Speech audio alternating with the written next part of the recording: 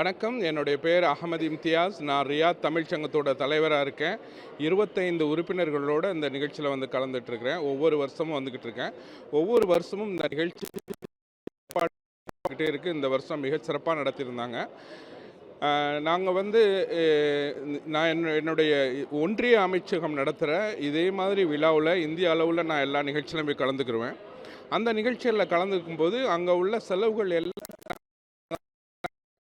அரசு வந்து மிகச்சிறப்பாக எங்களை வந்து ஏர்போர்ட்லேருந்து கூட்டிகிட்டு வந்து ஹோட்டலில் தங்க வச்சு அதுக்கு உண்டான எல்லா ஏற்பாடுகளையும் எங்களை ஒரு விருந்தினர்கள் மாதிரி கவனிச்சுக்கிறாங்க.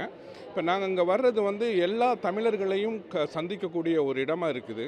எங்களுக்கு இது ஒரு திருவிழா மாதிரி இருக்குது. அதாவது பொங்கல் திருவிழா எப்படி நம்ம தமிழர்கள் எல்லாம் ஒன்று சேர்ந்து நம்ம கொண்டாடுறோமோ அதே மாதிரி இது திருவிழா மாதிரி எல்லா மக்களையும் ஒன்றிணைக்கக்கூடிய ஒரு சங்கமமாக இருக்குது.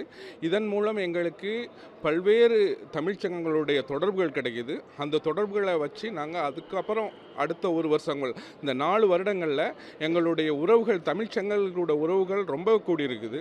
ஏன்னா இது போன்ற நிகழ்ச்சிகளில் நாங்கள் வர்றதுனால அதில் எல்லா மக்களையும் பார்க்குறது அவ்வளோ சந்தோஷமாக எங்கள் மக்களில் பார்க்கும்போதோ ஒவ்வொரு நாட்டிலையும் நம்ம தமிழ் வளர்ந்துருக்கிறத பார்க்கும்போது மிக சிறப்பாக இருக்குது.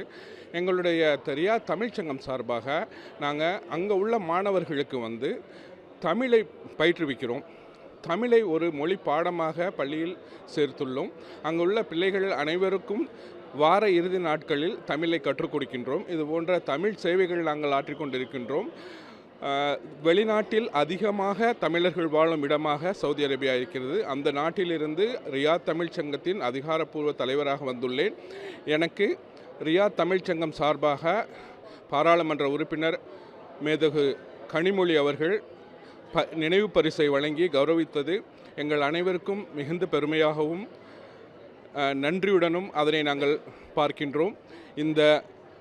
இந்த சிறப்பு விருதை ரியாத் வாழ் சவுதி வாழ் அனைத்து தமிழர்களுக்காகவும் சமர்ப்பிக்கின்றேன். நன்றி.